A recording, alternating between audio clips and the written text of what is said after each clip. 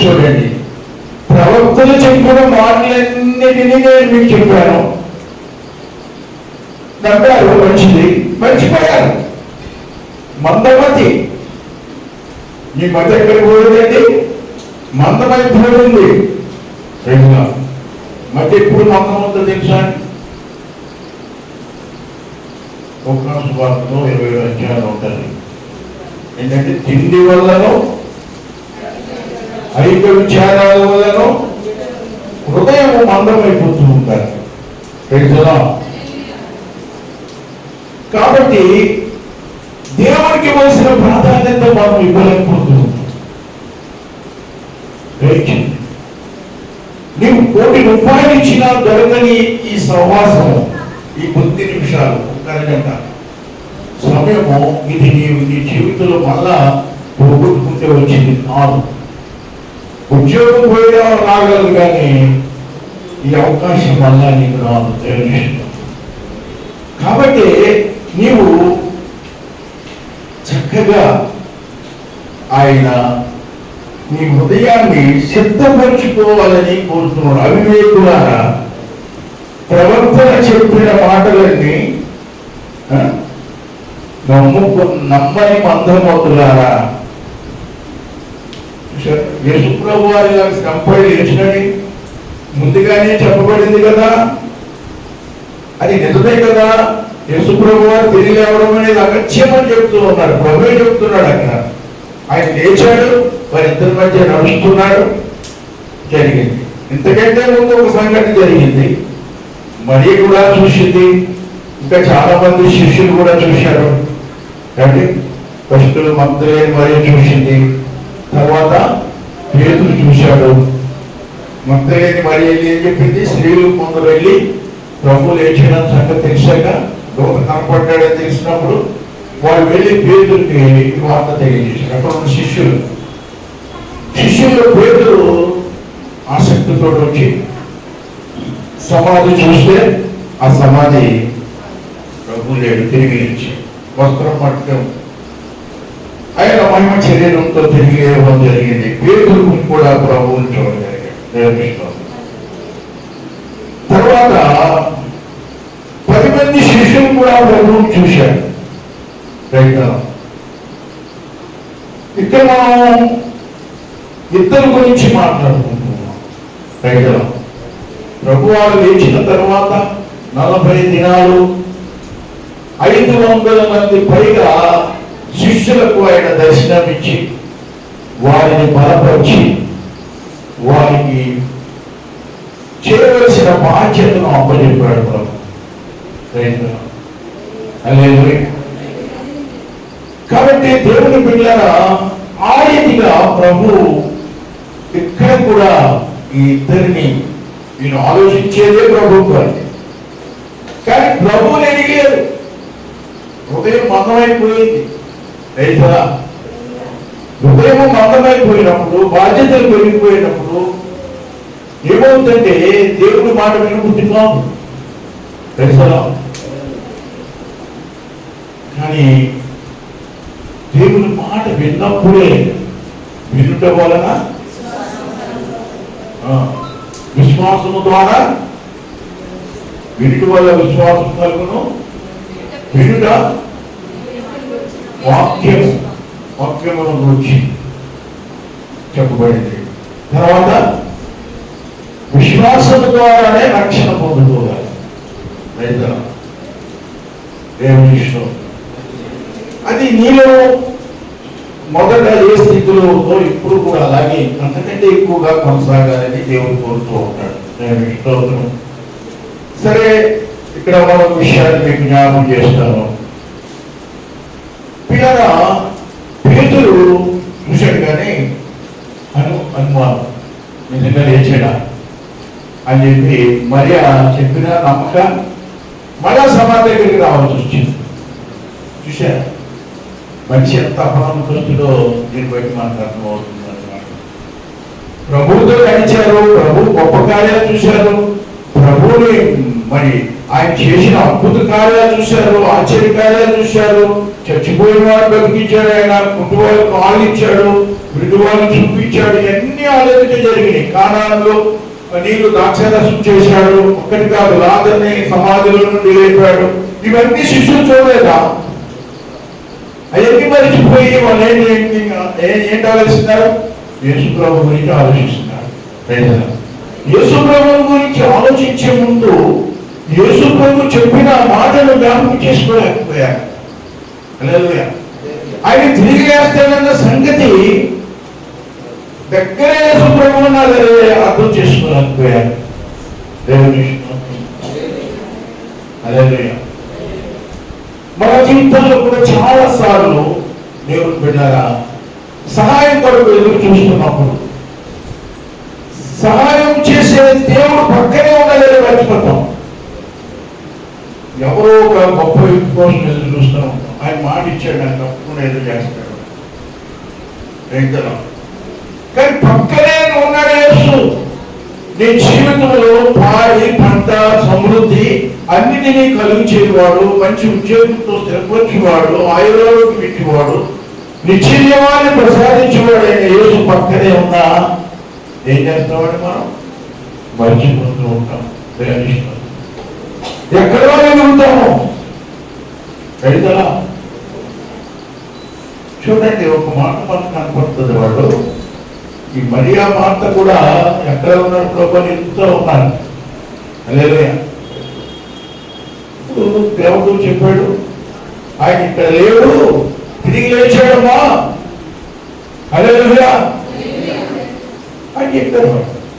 మరి కొంచెం దూరం వెళ్ళేటప్పటికి ఒక తోట మీద కనపడ్డాడు.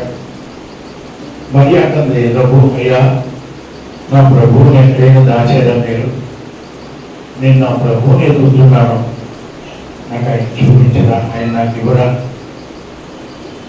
అని అంటే అప్పుడు ప్రభువు చూసి అన్నాడు, మరియా మరియా అని ఎంతో ప్రేమతో పిలిచాడు.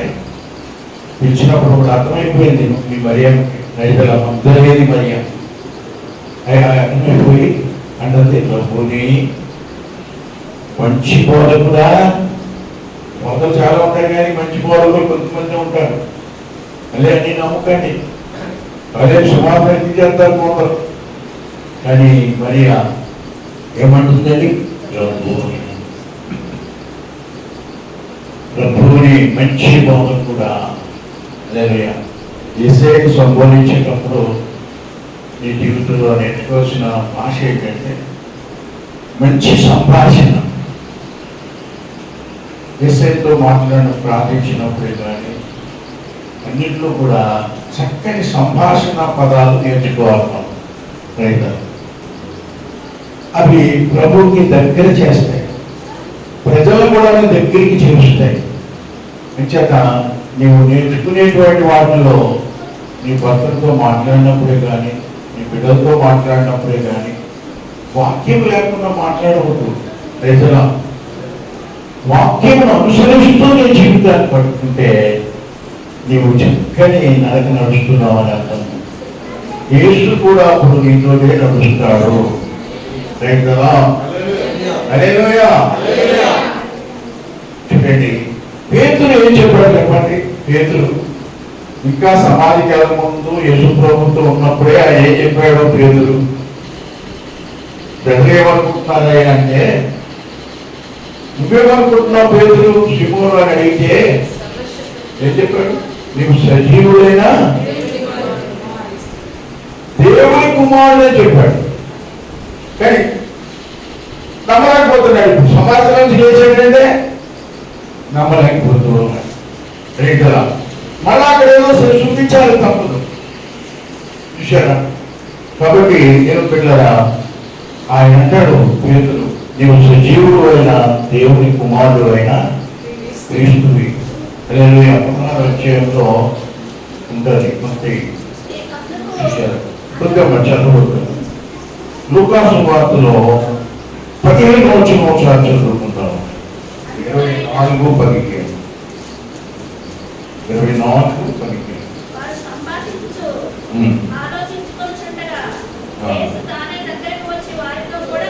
చాలండి. ఇక్కడ మనం చూసాము, యేసు కూడా దగ్గరగానే నడిచాడు. రైతులా నీ దగ్గర ఉన్న యేసుని మర్చిపోవద్దు. రైతులా ఆయన ఏ పద్ధతుల్లో వస్తాడో మీకు మనకు తెలియదు. కాబట్టి ఎప్పుడు కూడా నువ్వు యేసుని నమ్ముకున్న నీ జీవితంలో యేసు కంటే ప్రాధాన్యమైన ఏది కూడా ఉండకూడదు. విషయంలో హల్లెలూయా. తర్వాత విషయంలో కూడా మనం వెళ్తాము. 21వ వచనం ఒకసారి చదువుకుంటే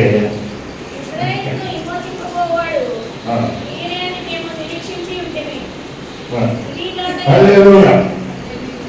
చూడండి, వీళ్ళు అనుకునే మాటలో చూడండి, యేసుతో అంటున్నారు కదా, నీవు ఒక్కడవేనా, నీవు ఒక్కడవేవా. ప్రభు కూడా ఉంటాడన్న మాట ఇది. నీవు ఒక్కడికే తెలియదా? ఇంత అద్భుతం జరిగితే నువ్వు ఏమాత్రం పట్టించుకోవడం లేదా? ఈరోజు ఎంతమంది క్రైస్తవులు దేవుని గుడికి వెళ్తారండి? ఎంతమంది వెళ్తారు చెప్పండి? క్రిస్మస్ వస్తే 12 గంటలకు వెళ్తారు ఆరాధన. ఎన్ని గంటలకు వెళ్ళాలి? 10 గంటలకు వెళ్ళాలి. అంటే వీళ్ళు పండగ చేసుకోవడానికి, పండగ అంటే ఇంట్లో చేసుకోవడమే పండగ, అదే పండగ అనుకుంటున్నారు. హల్లెలూయా. ఆ పండగ ఏంటో అర్థం చేసుకోవడానికి పోతూ ఉన్నారు. యేసయ్య పుట్టినప్పుడు పండుగ, మీ ఇంట్లో బిడ్డ పుడితే పండుగ. అవి పట్ల వల్ల, అన్నం వల్ల, భోజనం వల్ల కాదు. ఆ పగలంతో బిడ్డగానే మీ ఇంట్లో పుట్టాడు అనుకోండి, ఎంత ప్రయాసపడతావు. నీ శరీరాన్ని కూడా మర్చిపోయి కష్టపడతావు. నాకు మనవడు పుట్టాడమ్మా, మనవరాలు పుట్టిందమ్మా, లేకపోతే కొడుకు పుట్టాడమ్మా, కూతురు పుట్టాడమ్మా అని చెప్తావు. కష్టపడతావు, శరీరాన్ని అలసిపోయేలా చేస్తావు కదా. అలాంటి అప్పుడు ప్రభు తిరిగి లేచాడన్నప్పుడు నువ్వు ఎలా ఉండాలి? ఎలా ఉండాలి? హృదయంలో నిజమైన పండుగ జరగాలి. దేవుని ఏ కృప బట్టి నీ జీవితంలో రక్షించాడో దేవుడు, ఆ పునరుత్థాన బలము నీ జీవితంలో రావాలంటే నువ్వు ఆయన్ని సేవించాలన్నమాట. రైతుల సరే అండి, 2-3 విషయాలు చెప్పి నేను ముందు ముగించేస్తాను తొందరగానే. రైతులా, రోమీయుల రాసిన పత్రిక 5వ అధ్యాయం 10వ వచనంలో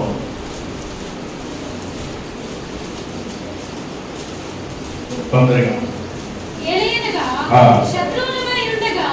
కాదండి, ఆయన జీవించుట చేత మరి నిశ్చయముగా రక్షించబడదు. అందులో ఉందా? చదవడం మాట. ఆయన ఇప్పుడు ఏం చేస్తున్నారు? బ్రతుకున్నాడా, చనిపోయాడా? ఆయన జీవిస్తూ ఉన్నాడు.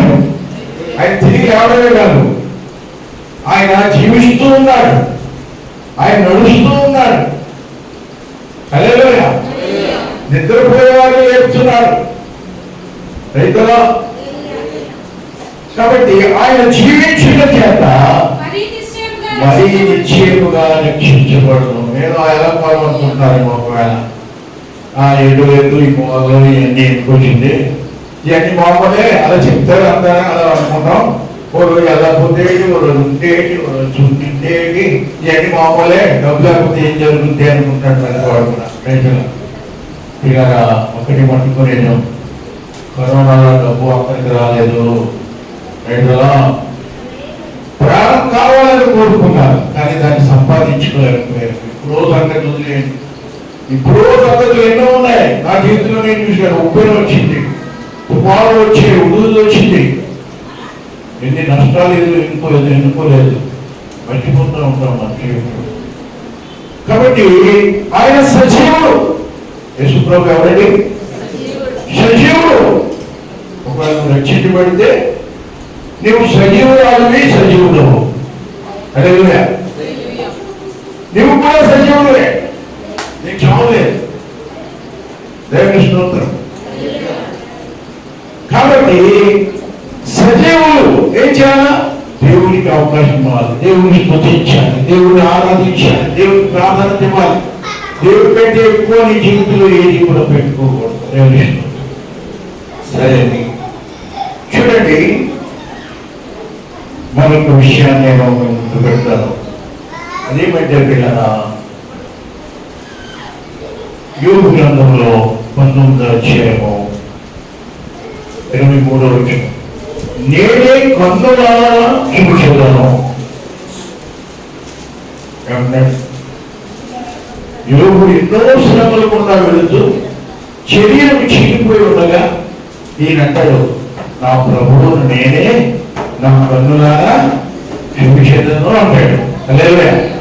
ఎప్పుడు ఇంకా యేసు ప్రభు వారు జన్మించలేదు, ఆయన శ్రమలు అనిపించలేదు, ఆయన తిరిగి లేవలేదు. అప్పుడే అంటాడు ఆయన, నా ప్రభువు నేను నా కన్నులారా నేను చూచెదను. హల్లెలూయా. ఎందుకంటే నా ప్రభువు నాకు గొప్ప రక్షణ కలుగు చేసినాడు.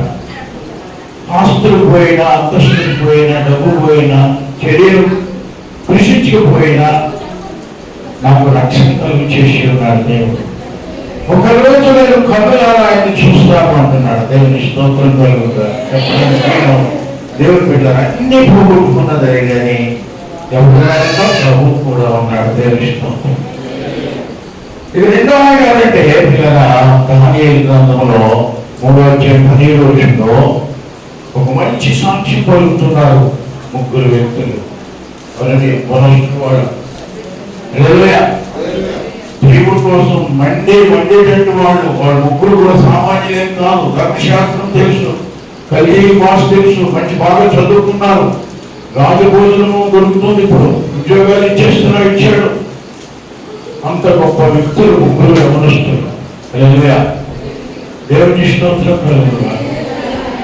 ఆ ముగ్గురు యొక్క పరిస్థితి మనం చూస్తే, రాజుకు మీరు ఎందుకు ఇలా తిరుగుబాటు చేస్తున్నారని చెప్పి ఆ విగ్రహాల మొక్కలను మనం ఏం చేసేదంటే ఇంకొంచెం పొడిమి అగ్గిని బాగా మండించి అందులో విషయంగా అన్నాడు. ఇప్పుడు ముగ్గురిని భయపడుతున్నాడు రాజు. ఏమని? అగ్గిలో మళ్ళా మారిపోతాడు దేవుడు. ఒక్క కొద్ది నిమిషాల్లో ఏ దేవుడు వచ్చి కాపాడుతాడు మిమ్మల్ని అనుకుంటా ఉన్నాడు. రాజు సైనికులు అక్కడ ఉన్నారు. వాళ్ళు అసూయ చేత ఈ ముగ్గురిని నేరస్తులుగా చేయాలని కృషి చేశారన్నమాట. ఆ సమయంలో వాడు చెప్పిన మాట ఏంటో తెలుసా? ఆయన మమ్మల్ని రక్షించును. చూడండి 3:17 ఉంటుంది. మేము సేవించుచున్న దేవుడు ఈ అగ్నిగుండములో నుండి ఎక్కడి నుంచి? మండుచున్న అగ్నిగుండములో నుండి మమ్మల్ని రక్షించగల దేవుడు. ఈరోజు నీకు అటువంటి విశ్వాసం ఉందా? హల్లెలూయా. విశ్వాసం కోల్పోతూ ఉన్నాం. ఉన్న విశ్వాసాన్ని కూడా తగ్గిపోతూ ఉంది. ఈ దినాలు ఎక్కడ చూసినా విశ్వాసులు ఎవరుతారని తగ్గిపోతూ ఉన్నారు. చిన్న ప్రాంతం వచ్చేటప్పటికే వారి జీవితంలో గొప్పల వైపు వెళ్ళిపోతూ ఉంటాయి. అసలు చర్చిగలాలు కొంచెం ప్రార్థన ఉంటాయి. వాక్యం చదువు అన్ని తెలుసునంటారు. అన్ని తెలుసుకోవడానికి సాధ్యం. తెలుసుకోవాలి, నేర్చుకోవాలి. ప్రభుత్వ సంగీత సంబంధాన్ని పెంచుకుంటేనే కానీ అది దొరికేది కాదు. పుచ్చుకుంటున్నావేమో ఒకవేళ, దాన్ని విడనాడుచున్నావేమో ఒకవేళ, దాని నుంచి దూరమైపోతున్నావేమో. దేవుని బిడ్డ, ఈ ఇష్టం శుభదినాన ఒక్కసారి నీ జీవితాన్ని మలుచుకొని మళ్ళా నూతనపరచబడితే, మళ్ళా నువ్వు ఇష్టపడగలిగితే దేవుడు నిశ్చయముగా ఇక్కడి నుంచి నిన్ను ఆశీర్వదించగలదని నేను నమ్ముతున్నా. దేవుని ఈ శ్రద్ధకు మేషకు అభివృద్ధి వారిని దేవుడు రక్షించాడా లేదా? వదిలేశాడా? చిన్న చిన్న కష్టాలు వచ్చేటప్పటికి కాళ్ళు ఎక్కువడానికి చర్చకి రాలేదట. చిన్న జ్వరం వచ్చిందండి, అందుకే రాలేదు. వంక పెట్టుకునేవాడికి గొడవ కూడా దేవుడు. ఆదమ వాళ్ళు ఏం చేశారు? వంక పెట్టుకున్నారు. వంక పెట్టుకొని చెప్పింది చేయక ఆజ్ఞ అతిక్రమించి పాపం చేసి తర్వాత ఏం చేస్తున్నారు? దేవుడు వచ్చి అడిగితే అబద్ధం ఆడుతూ ఉన్నారు. దేవుడి మీద నేరం వేసేస్తున్నారు. మీరు తేలిక వేసేస్తుంటారు, నేరం ఏంటి తెలిసిన షాపుల మీద వేసేస్తాం. అది ఎలాగో చెప్తారు కదా, వాళ్ళ మీద పెట్టేస్తాన్ని క్లియర్ అయిపోతాయండి. దేవుడి షాపులు ఏం చేస్తాడు, దేవుడు ఏం చేస్తాడు? ఈ అబద్ధపు నోరు మీద నోరు ఆ తాళం వేసే రోజు వస్తుంది, అప్పుడు బాధపడతాము. ఇప్పటికే నోటికి తాళం పెట్టాడు దేవుడు. ఇదేంటండి ఇప్పుడు తాళం మునుకొచ్చిన వైరస్ కాదండి, సెకండ్ వే. ఏమి జరుగుతుందో చెప్పలేని పరిస్థితి మనకుంది. అయినా ఏమీ కాదు మనకి. మరణం అంటే భయమే లేదు. ఈ మనిషికి మరణం అంటే భయం లేదండి. ఆ మరణం దగ్గరికి వచ్చినప్పుడే భయపడతాడు, కానీ అది పక్క పోయిందనుకోండి ఎంత ధైర్యంగా వెళ్ళిపోతుంటాడో చెప్పండి. దేవుని బిడ్డ అదొద్దు. మరణాన్ని జయించినటువంటి యేసు దగ్గర నీ జీవితాన్ని అర్పించుకుని ఆ దేవుని కోసం జీవించడమే ధర్మం. సరే అండి, ఇప్పుడు మనము ఆయన గొప్ప సాక్ష్యం ఇచ్చారు. ఇప్పుడు కూడా ఎన్ని పరిస్థితులు ఉన్నా మమ్మల్ని దేవుడు రక్షించగలరు. రైతులు హల్లెలూయా. యోబు ఏమన్నాడు? ఇలా శరీరం చీలిపోయినదే, నేను నా ప్రభువుని చూస్తాను, నా ప్రభు వచ్చి నా కుర్చీ పట్టుకుని లేవనెత్తుతాడు అని చెప్పాడు. చెప్పాడా లేదా? హల్లెలూయా. హోషేయ గ్రంథంలో ఒక మాట చూద్దాము. చూడండి, హోషేయ గ్రంథం 10వ అధ్యాయము 1 నుండి 5 వచనాలు చూద్దాం. హోషేయ గ్రంథము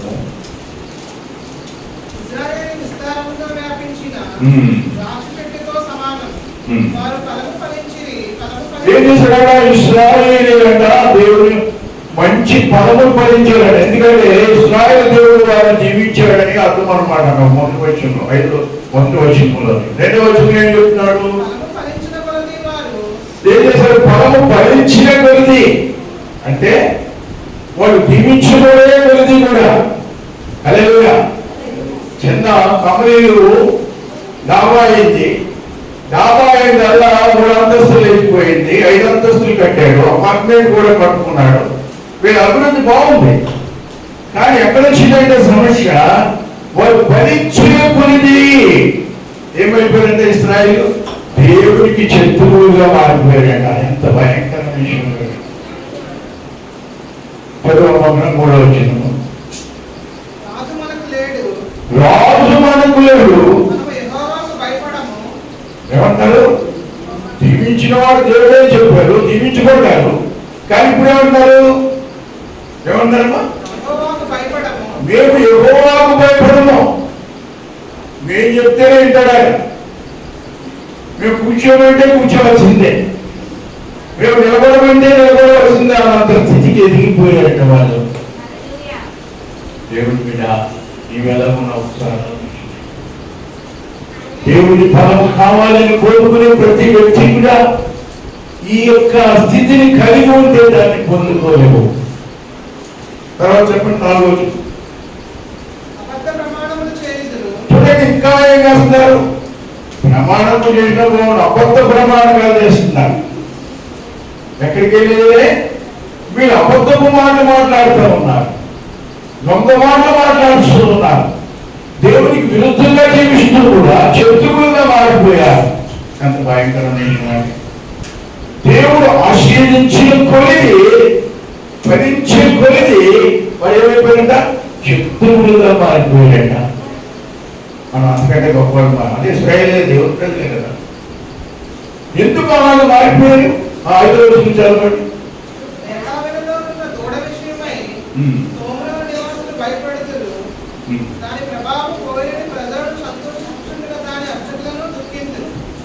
చూడండి, తర్వాత వీళ్ళకి దుఃఖమే మిగిలింది, శాపమే మిగిలింది. ఎన్నో శ్రమ పడవలసి వచ్చింది. రైతుల ఆ శ్రమలు నీకు కలగకూడదని శిలువను ఛేదించడానికే మా ప్రభు నీ నిమిత్తము సిలువ వేయబడ్డాడు, శ్రమలు అనుభవించాడు. చీకటిని ఛేదించాడు పరమ ప్రభు. మన ప్రభు ఏం చేశాడు? చీకటిని ఛేదించాడు. దేవుని స్తోత్రం. నేను వాక్యంలో మీకు అర్థమై ఉంటుంది అన్నమాట. దేవుని స్తోత్రం. చీకటిని ఛేదించాడు. ఈరోజు పాపంలో శాపంలో మనం నశించుకోవాల్సినటువంటి వాళ్ళని దేవుడు ఏం చేశాడు? చీకటిలో నుండి మన వెలుగులోనికి పిలుచుకున్న దేవుడు. హల్లెలూయా. సరే అండి, ఈరోజు గ్రహించుకుందాం. ఇంత గొప్ప గొప్ప నీకు ఇవ్వబడింది. తర్వాత మనం 10వ అధ్యాయం 12వ వచనం కూడా చదువుకుందాం.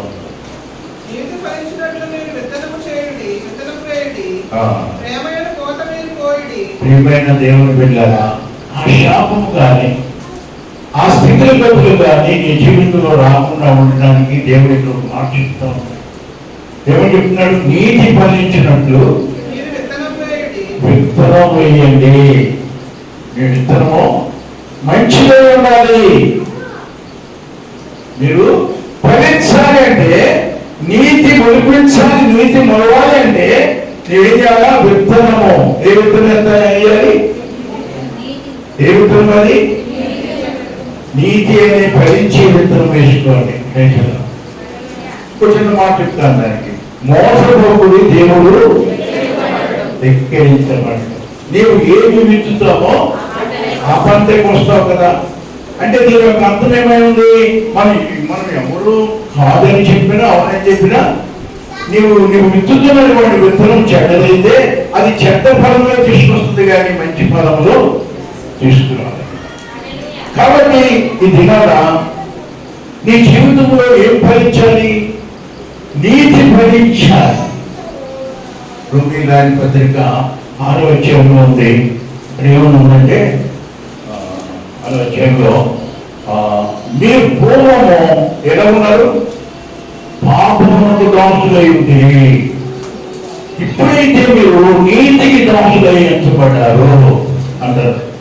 కాబట్టి మనము దేనికి దాసులము?